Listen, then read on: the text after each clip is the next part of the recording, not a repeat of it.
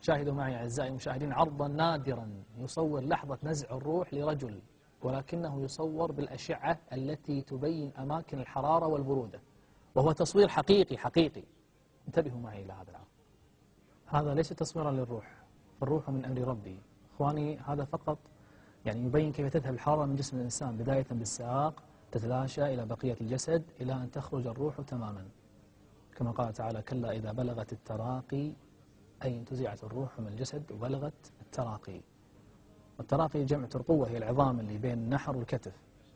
وقيل من راق يعني يقول الإنسان: هل من طبيب شاف؟ لاحظوا كيف تخرج الحرارة شيئا فشيئا، كما أن الروح تخرج شيئا فشيئا. وظن أنه الفراق والتفت الساق بالساق.